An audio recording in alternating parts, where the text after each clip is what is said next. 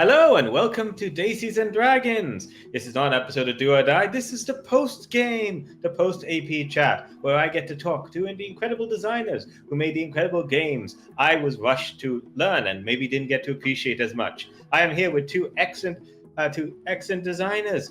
First of all, the creator of Blazing Him, Cat McDonald. Say hello, Cat McDonald. Hi, it's me, Cat.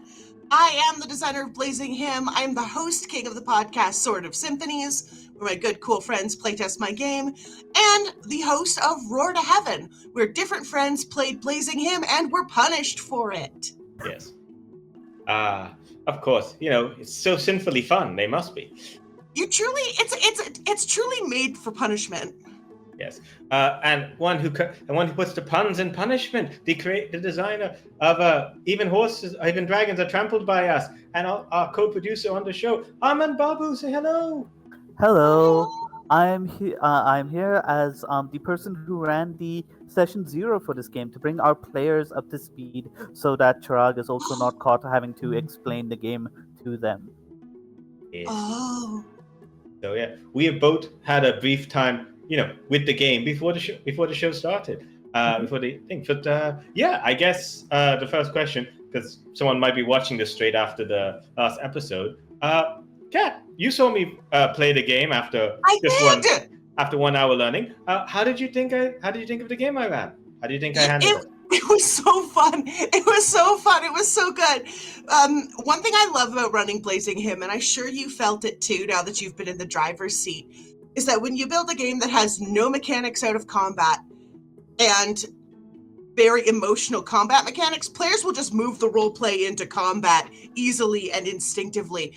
And the fact that I got to watch your players do this just like horrendous drama was so delightful. Was so delightful. And I'm thrilled that you were able to bring that out in them, because that's really the GM's job, is to bring out that sense of drama, of at the risk of invoking the show's name too early, that do or die feeling where you're just backed into a corner there. Absolutely. I love branding. But but no, I think you absolutely nailed it. I was telling Purna before, but partially I just wanted to give you an easy one. I feel like the show doesn't have any drama if they're all difficult. But I also genuinely wanted to watch a cast really sink their teeth into their characters, and oh boy, did they deliver! Hey, audience, if you haven't watched it yet, why are you watching the post show? It's so good. Go do it. It's fine. We'll wait for you. Yeah, we'll wait. We'll sit here. We'll be good. Yeah. All right, we've waited long enough. You could have paused. Yeah. So, but yeah, as you were saying, like making the emotional, core into the mechanics, it does keep, that investment in combat. Like so often in like crunchy games, when you're in combat, the players basically become machines. They're like, okay, what is the most tactical thing we? What's that thing? But when they're actually piloting the machines of Blazing Him, they are extremely emotional because they are forced to be emotional, and that's a lot of fun. And I found that's quite useful. It allows them to roleplay, which is good because combat takes up a large part of this system. Which, normally that's a problem. Here, because so much is in the combat, where the combat is fun, combat is emotional, combat gets to do all those, interesting things. In addition to be tactically exciting, it also excites a part of my brain. It's like, theater, drama, why do I not have popcorn? Right, you can't choose. You don't have to choose. I think part of this because it's a Lumen game, and Lumen is based on looter shooters like Destiny, or Why am I blanking on the other one? It's the one that it's literally based on. Valorant? No, not Valorant. It must be Overwatch. No, but Valorant is kind of one of them. No, not. I'll think of it. But it's based on looter shooters. It's based on this very mission-based core. So there's no out of combat rules in Lumen. Yeah. Not to say you can't add them, but just that they're not present in the SRD. Yeah. That this game was based on, so I didn't feel the need to add them. I felt it wasn't necessary. It is got that monster of the week kind of like feel of it, like, okay, there's an alien, we gotta deal with, this is like the main focus, and then everything else just like action, building up the stress, things to kind of like deal with, and potential cliffhangers for like the future. This is literally last chance of spoilers. Anyone who hasn't watched it, go at the end of the episode. Where we had, oh my god, the cliffhanger. He's going crystals out of him. What's happening to Val? What's this angelization? It really makes it that even though this is episodic, piece by piece, it can be done for campaign potentially. As you as a designer, do you see this as kind of like potentially a campaign kind of like game? Do you see like it can be like a mini campaign, or do you see it like popcorn game? Yeah, episodic bit, but week by week. Honest bit of both, with the exception of I'm not sure you could do it over a long campaign because the combat is very stripped down. So I think a long campaign it would get repetitive. Yeah. But I have run mid-length campaigns, like Roar to Heaven was a 13-episode campaign of this, and that was fantastic. That was a wonderful experience. But I've also run it on streams, one-shots. I've run it in person at charity events. Like, it's a very easy system, I find, to one-shot. But very rewarding for a mid-length to short campaign. My players were very excited. Like, they spoke about afterwards. Like, they're excited for the advancement stuff. Do you feel like there's enough stuff for advancement? So like the 13 episodes, they feel like they're discovering new things they can do or like new strength, or do you feel like there's only a limited amount of gas there? I have very general advancement rules. I think you might have noticed when you were reading it, which is like, I don't know, maybe they get an ability from another class. And honestly, like, I think it's like 5 episodes into Roar to Heaven, I'm like, take a skill from a different hymnal unit. And that lasted them a good long while. They had a lot of fun with those toys for a while. Yeah. So I don't think that there's like a regular progression like there would be in a D&D, but I do think that if you just say, hey, take a thing to add, that players will really kind of latch onto that. I know mine have in the past. Nice. That makes sense. That's cool. Armaan, you had to actually play it and also teach the players. What was that like, actually teaching the game to them? Well, it was really fun. Because a lot of what I do here in Bangalore, where people are still getting into the idea of TTRPGs, is just introduce them to the entire concept. So this session 0 type stuff is something I'm very used to, something I really have a lot of fun with. And these players are players we know, players who are seasoned TTRPG vets. They caught on to the system really quickly, and they were really excited about it. That's what was so fun about the character creation process. I think the most excited they got was the idea of renaming the battle hymns into their own songs. They were just so over the moon about changing the names of moves and describing how those moves would look in combat, and just building all that sort of stuff. Yes. That is where the game really came alive for them. The rest was just, basic. Here are the basic rules. This is the boring stuff I'm going to tell you. I mean, not that it's a boring game, but there's basic stuff you have to get into. This is what the dice you roll. Yes. But once we got to selecting moves and renaming them and making them their own, which I think more games really need to encourage. I mean, you've got D&D's classic, you've got frenzies, you've got your sneak attacks. If D&D just put in a little note at character creation, says, hey, rename this into something that excites you, I think people would get even more excited about character creation than they already are. That's also actually been my experience with Blazing Him as well, is that players are just like, I think I'm going to reskin, because the class is just general polearm if you're playing a Z-Ston. It's just a polearm class. What polearm is that? Is that a huge war axe? What does that look like? What does that look like when a huge war axe uses spinning shield? And so by being more general, one term that somebody used in a review once of Blazing Him was that it gets out of the player's way. And that was so touching to me, because that's what I've noticed too playing it, is that like, here's your rough category, but within that, go do what you want. Go do what you want. How does that work? Yeah. I mean, what helps, I think, is that the system is the concept of this game is so specific. It's not just generic fantasy. It is this one thing. It is people singing music in giant mechs to fight angels. And that is a concept to get really, really excited about. And I think that the specificity of that really helps with the thrill of what this game is. I'm so glad to hear that. Yeah. I enjoy, like I'm glad that I'm a big fan of like reflavoring, rethings that to make it go because everyone has different ideas. Like, what is mech combat? What is singing? All those kind of things was great. I do think a little bit of that was the players were trying to fuck me by renaming the moves. They were literally like, oh, I do the body checker move.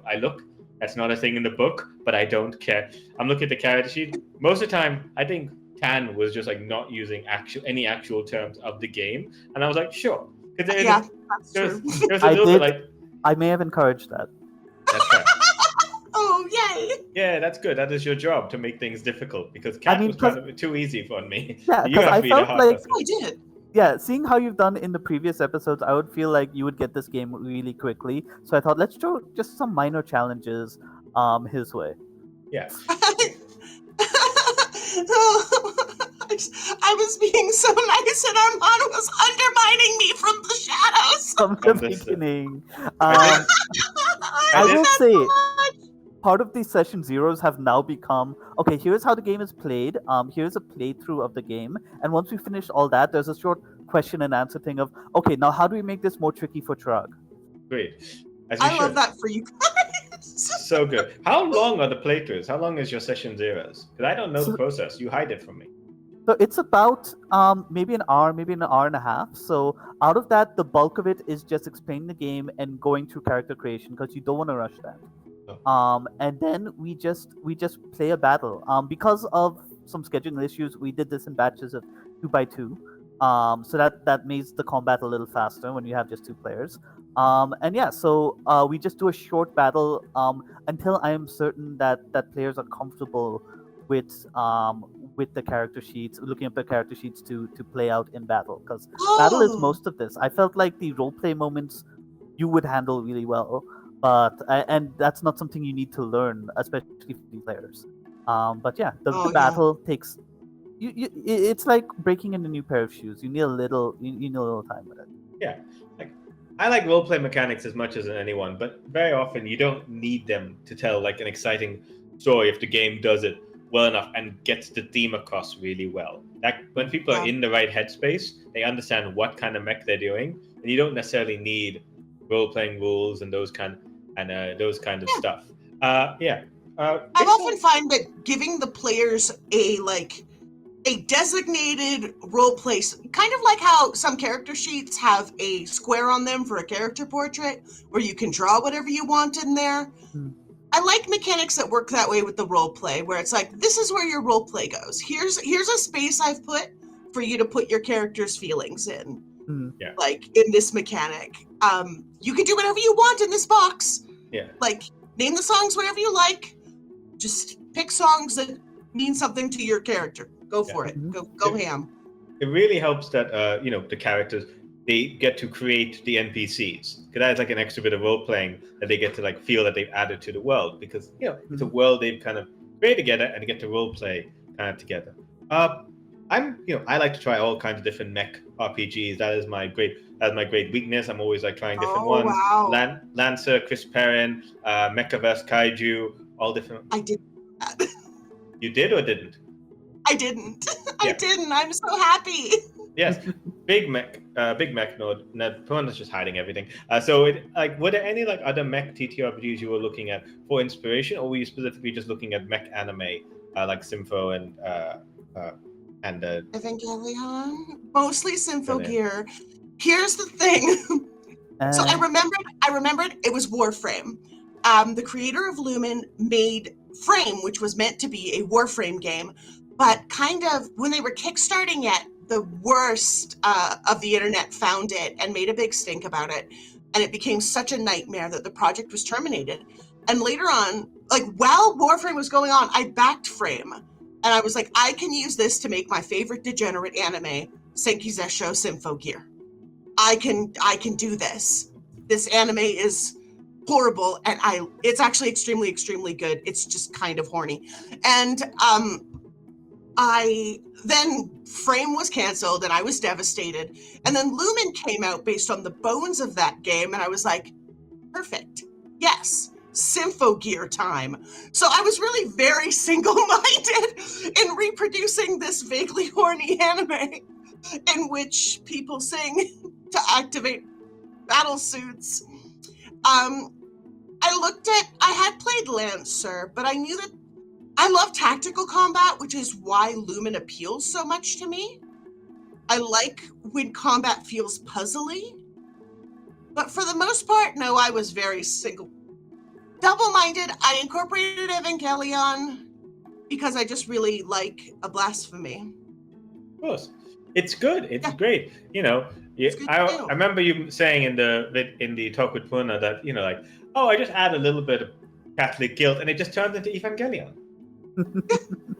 That's kind of right. That'll happen. Oopsie. Whoopsie doodle. Oopsie doodle. Yeah. Oh no, it's very fun seeing that. So I like, seeing the different kind of ways to tell like different kinds of stories. Like this is telling like a very specific kind of like a mech RPG because it's so broad. You can do like so many different fun things with the mech, and I like this one. I like this how this one kind of works. I'm also a big fan of weird older cartoons and things. I'm still trying to get a Centurion's Power Extreme going. I just need to figure out how to make that work. That's how you do it. I believe you. Thank you, definitely. And just like all the other games, I'm surprised you didn't like go for like OVA or like any of the other anime-inspired TTRPGs to like recreate, a horny RPG. Like what's it called? Eyes. Big Eyes, Small Mouth. Big Eyes, Small Mouth is like another anime one. The horny of Symphogear is not. Well, I'm asexual, so the horny of Symphogear is an upsetting flaw that it has, but at its heart, it's about like singing, and the combat in that series is very like kind of tactical and positional, and the characters like watch each other's backs, and they're singing in this fight, and they're like guarding attacks for one another, and I really wanted to capture that specific feeling where characters are coming to each other's rescue in the nick of time, which is why there's so many of those block powers that you use on the GM's turn. Yeah. Love to hear. There's nothing. Yeah. Yeah. And also the 6 classes are transparently the main characters of Symphogear. Very transparently, if you've ever seen it. Very. Have you heard of a loving homage? Yes. Loving homage. Not a rip-off, it's an homage. No, it is a transparent fan game, and I love that for me. Exactly. What was I going to say?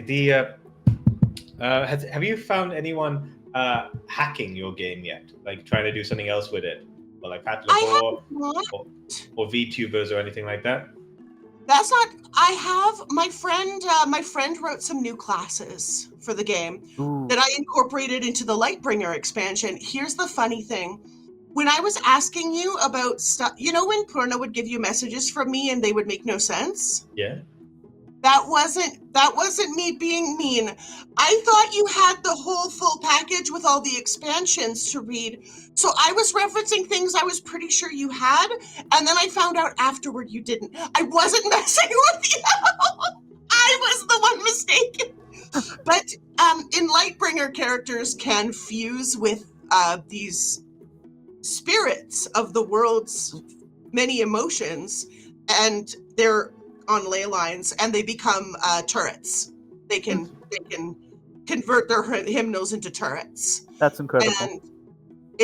And my friend Jordan wrote 2 classes, and I was like, "Can I put those in Lightbringer, please?" So there are 2 that started as fan classes in that supplement by my friend that are now like officially in the game. Nice. Well, that's good. Yeah, I'm glad to hear. It definitely sounds interesting. You could I bet. I was watching a video the video afterward, and is Chirag really worried about them becoming turrets? And I'm just like, no, I'm worried about me messing up the game.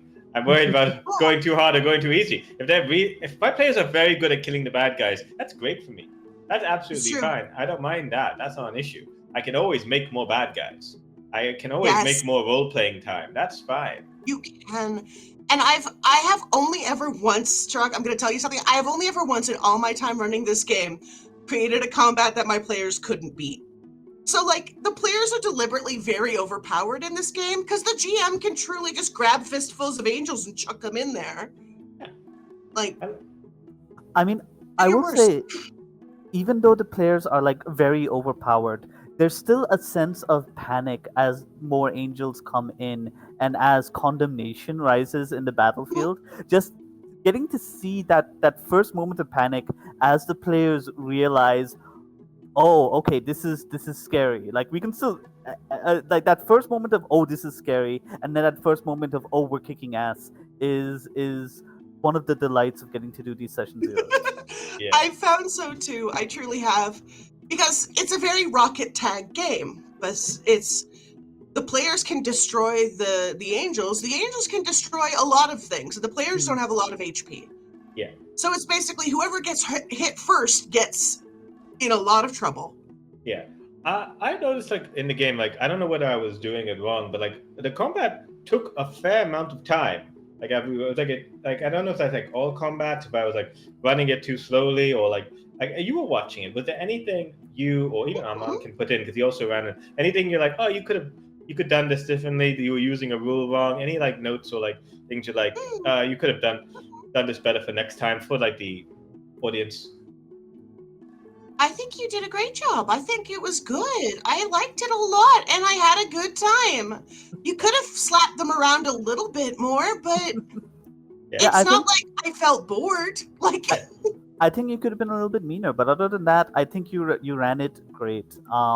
Yeah, you had more players than I did to handle in a battle, so that would, and it is a combat-oriented game. Even though you set a little time aside for pre-combat roleplay, I feel like a combat is going to take up more time than it might for other games. Yeah. And it worked out quite well. Yeah, it could have been like harder, like on the players. My main thing was like I gotta try and get to the civilian. This is a rescue mission more than like a fighting mission. And then, but then, in my defense, what's it called? Agent P secretly gathering up like 12 points to release. So good. Yeah. What are you talking about? I loved that so much. Mm-hmm. It's like every turn. Here's the thing. I've been blazing him for a long time. So like when I hear a player be like, does this count as the enemy attack targeting me? I'm like, okay, no, I know what you're up to. I know exactly what you're up to, because my players do that to me all the time. So like watching it, I was like, oh, someone's about to get got. Yeah. And then someone got, and I was so happy. And I was so happy because it's like, how am I going to deal with this, like, this huge, big, like, angel that no one else can see? And then I read it, like, oh, this could actually, hurt the big angels and deal with everything in the scene. I'm like, okay, fantastic. This solved that issue. We can end the combat now, which is fine. But it meant like I had time for post-combat role-playing, which is a delight. But it was just showed how clever it was. And I was just happy I got to show off the cool part of the system. Like I wanted to show off as much of the system as I could. I don't know if there's anything I wasn't able to show off. I tried to show off what I was able to. Oh, no, I thought it was excellent. I thought it was like genuinely, I had a great time. I was literally, I'm sitting in my chair just like, I think there was like a physical getting up and fist pumping when the spin kick happened. I was like, there's someone who gets it. There's someone who understands. Like truly, very regularly, I was just like having these wild outbursts on mute. You couldn't hear me. Oh, nice. But I was truly just having the most wonderful time. Again, fantastic game. We love it. Where can people get the game and find your other stuff? You can find the game at peachgardengames.com or peachgardengames.itch.io. There have been more than a few expansions. There has been a full campaign written out. Well, not a full campaign, but like a very involved one-shot. If you want to have an easier time than Chirag, you can get Rhinestone Revenge. So check that out. And you can listen to the actual play series of Roar to Heaven, which is Blazing Him, played by my beautiful friends, and I punish them for their transgressions. Mm-hmm. Also, coming up, if you are watching this before the end of June, specifically from Friday, June 28th to June 30th, you are in time to watch the Rainbow Roll Festival. The queer actual players at the Rainbow Roll Network are putting on our annual Pride Festival. We're benefiting several charities this year, including Rainbow Railroad and the Palestinian Children's Relief Fund. So please come check it out. You're going to get to see some amazing AP. You're going to get to see some real cool people on some panels about representation. I promise you that. Wink. And then we're going to have awards. We're about recognizing the excellence in queer actual play. You're going to want to be there. I can promise you that. And if you're watching this after June, it happens every June. Yeah. And Armaan, I think you've got stuff to tell the lovely people about. Yes, as the other half of Weave Games, we have a bunch of projects that we're going to need playtesters for soon. You can read about all of them at weavegames.substack.com. Some things that are coming up is expansion to our rom-com game, Love is on the Cards. We're introducing ways to turn your movie into a miniseries, a solo journaling version, how to introduce the game into whatever campaign you're currently running, and a polyamory version, as well as a South Asian cinema expansion. We're also working on some new games, a tarot-based game called Ain't No Sunshine When They're Gone, which is about discovering your partner may have been a solar deity and their pantheon family has shown up, and as you try and figure out who they were based on your memories of them. Armaan, I told you about that event in confidence. I'm so sorry. I don't shout out your exes in a TTRPG.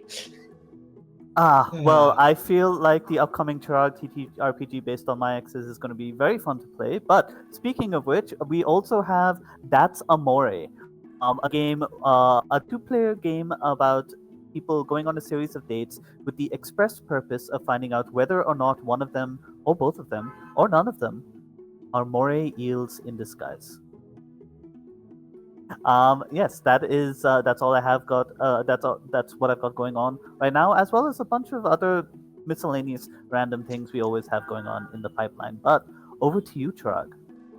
Yep. I'm Chirag Asnani, co-founder of Daisy and Dragons. I'm always streaming. Anyone in and a TTRPG writer. I've written for Renegade Games. I've written for Gallant Goblin. Written for a few others. Anyone looking for a writer, a streamer, anyone wants to work with me while I'm based, not in the UK right now, but I'll be back in the UK maybe by the time this video's up. Who knows? Give me a shout out. Contact me on Twitter at Chiggy Said What. Also, on the Daisy and Dragons server, we want to have a whole game weekend. So if you're a GM and you want to play games, we have a sign up form. Go up, join our server, run all kinds of games, run Blazing Hymn, run anything. We just want people to be running games, playing games, and if you want me to see me do more weird and wonderful things, more do or die, more. You can also see the Great GM Cook-Off, where I build me and 8-bit Logic build a new setting from tropes, and then we decide what system we're picking, and next one how we build an adventure. Just to see if you have any advice. If you're a GM or want to become a GM, check it out. Definitely, it'll be available on YouTube and Twitch. So yeah. That is all the stuff. We love you greatly, and shout out your fight song. Take care. Bye.